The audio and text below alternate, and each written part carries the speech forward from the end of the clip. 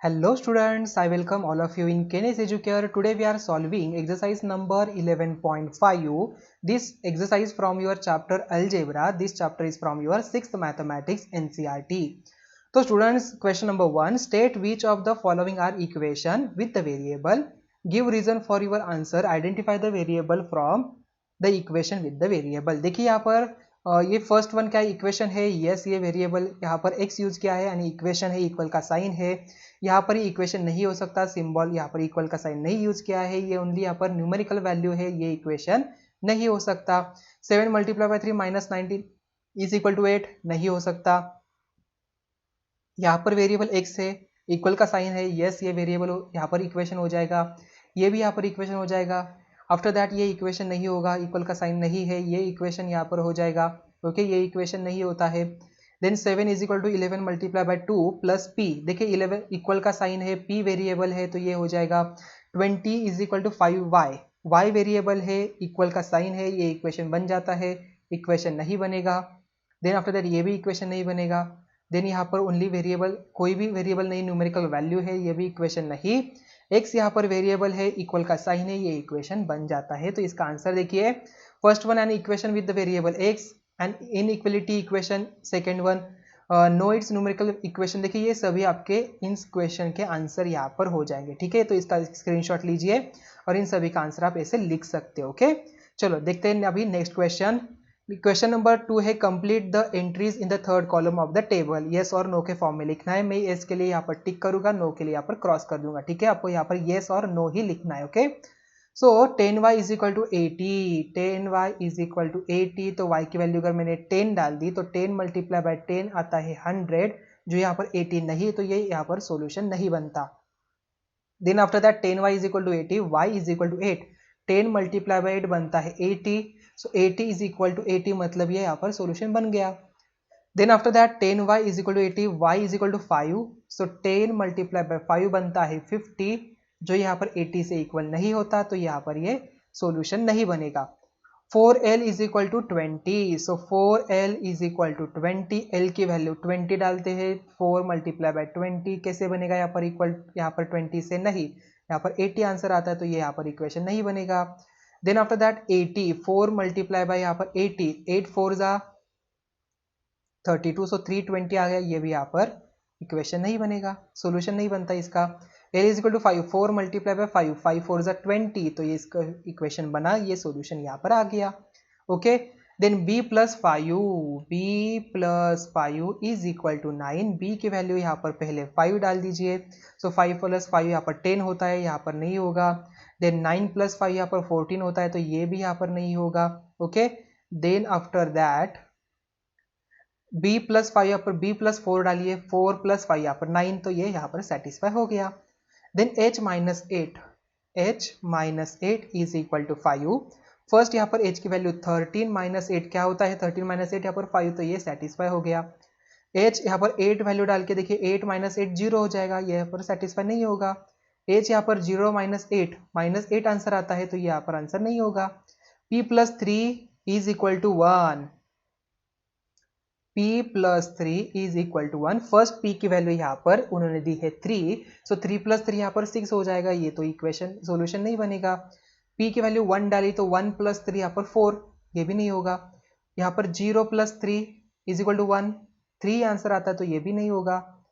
p is equal to -1 plus 3 is equal to आता है 2, तो ये यहाँ पर नहीं बनेगा। -2 प्लस 3 प्लस माइनस साइन देना है बिगर 1 का, तो यहाँ पर आ जाता है 3 माइनस 2 1, जो यहाँ पर इक्वल है 1 से, तो यहाँ पर ये सॉल्यूशन बनेगा। सो p की वैल्यू क्या मिली हमें यहाँ पर -2 is the solution of p plus 3 is equal to 1। Next है अभी यहाँ पर question number 3, pick out the solution from the values given in the bracket next to each equation, show that the other values do not satisfy the equation. आपको क्या करना है, other values भी यहाँ पर सेटिस्फाई है कि नहीं देखना है। देखिए स्टूडेंट मैं आपको एक एग्जांपल सॉल्व कर दे रहा हूँ।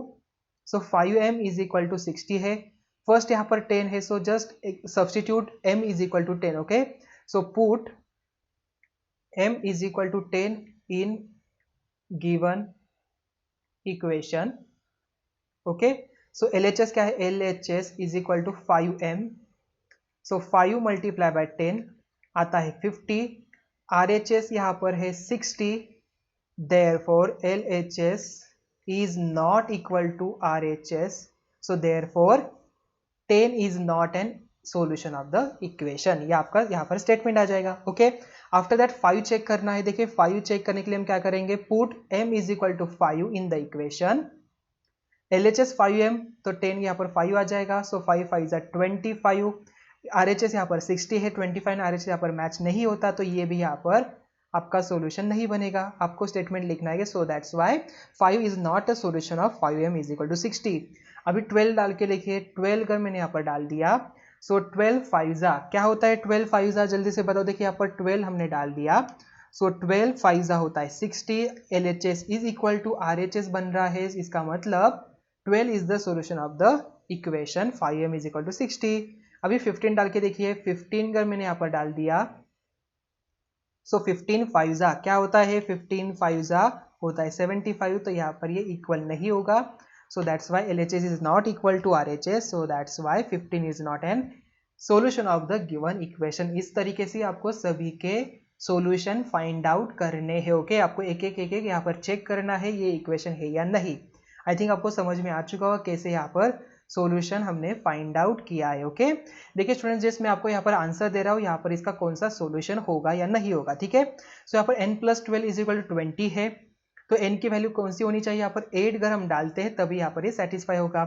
p - 5 इज इक्वल टू 5, तो यहाँ पर अगर 10 डालते तो 10 - 5 इज इक्वल टू 5 आंसर आ जाएगा। q/2 इज इक्वल टू 7, तो हाउ मेनी 7 2 14, तो 14 यहाँ पर आंसर बन जाएगा। Okay, then r - 4 is equal to 0, so ऐसी कौन सी वैल्यू यहाँ पर डालनी पड़ेगी, आंसर 0 आ जाएगा, तो 4 - 4 0, सो यहाँ पर आंसर बनेगा 4।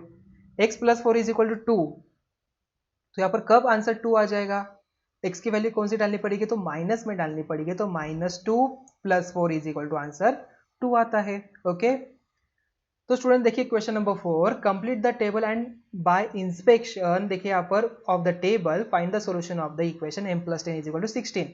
तो पहले 1 डालिए, m + 10 यहाँ पर 11 बनता है, देन आफ्टर दैट 2 डालने के बाद 12 आ जाएगा, देन यहाँ पर 3 डालने के बाद 13, देन 14, देन 15 एंड 16, इसका मतलब m की वैल्यू हमें मिली, so m is equal to 6, ये सॉल्यूशन यहाँ पर बन गया। Okay, then after that f 5t is equal to 35, देखिए 5t यहाँ पर इक्वेशन है, 3 डाल के देखिए, 5 3 15, 35 नहीं आ रहा है, 4 5 20, 35 नहीं आ रहा है, 5 5 25, 35 नहीं आ रहा है, 6 5 30, 35 नहीं आ रहा है, 7 5 35 जो यहाँ पर इक्वेशन बन रहा है, so that's why t is equal to 7 is the solution of the given equation. Next अभी देखिए कंप्लीट द टेबल, यहाँ पर वही है, सो यहाँ पर z/3 इज इक्वल टू 4 दिया है, सो पहले 8 अगर मैंने डाल दिया तो आंसर आता है 2 and 2/3, 9 डाला तो 3 आता है, 3 1/3 आता है 10 डालने के बाद, 11 अगर हम यहाँ पर डालते हैं तो 11/3 आंसर क्या आता है, देखिए स्टूडेंट्स यहाँ पर 3 3 9 एंड देन 2/3। ओके, सो 3 3 ये भी आपका नहीं बन रहा है, सो इसका आ जाएगा 3 2 and 3, 12 डाल दिया तो 12 4 3 4 12, यस करेक्ट मिल गया हमें सॉल्यूशन, यहाँ पर 4 आ रहा है, so that's why z is equal to 12 is the solution of the given equation. Okay, चलो नेक्स्ट अभी यहाँ पर है complete the table and find the solution of the equation m is equal to 7 is equal to 3, m - 7 is equal to 3, तो पहले 5 डाल के देखिए, 5 - 7 होता है, यहाँ पर निगेटिव में आ जाएगा इसका आंसर, क्यों यहाँ पर निगेटिव में, because 5 is lesser than the 7, सो इसका आंसर बनता है -2। 6 डालने के बाद यहाँ पर आंसर आ जाएगा -1, 7 7 यहाँ पर 0, 8 - 7 1, 7 - 9 - 7 2 एंड 10 - 7 आंसर आता है 3, इसका मतलब m is equal to 10 is the solution of the given equation. अभी देखिए student, solve the following riddles, you may yourself construct the riddles. First one, go round a square counting every corner thrice and no more, add the count to me to get exactly 34। इसका solution, there are 4 corners in a square, thrice the number of corners in the squares, 3 × 4 आता है 12, when 12 is added to the number it becomes 34, so the number will be difference of 34 and 12, जो यहाँ पर 22 है। आई बात समझ में? Yes. चलो अभी next question, for each day of the week make an up count from me, if you make no mistake you will get 23। Okay, तो इसका सोल्यूशन देखिए, the result was 23 when the old number was up counted on Sunday, the result was 22 when the old number was up to counted on Saturday. The result was 21 when the old number was up counted on Friday. The result was 20 when the old number was up counted on Thursday. उसी तरीके से 19 Wednesday, 18 Tuesday, 17 Monday. Hence the number taken starting 17 minus 1 we get the 16. Okay. So देखिए students, अभी third one, I am a special number, take away from me 6, a whole cricket team you will be still able to fix.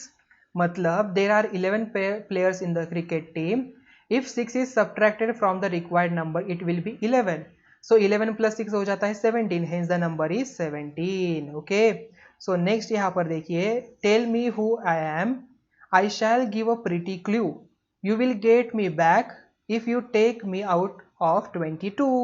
So the required number is such that if subtracted from 22 the result is the number itself.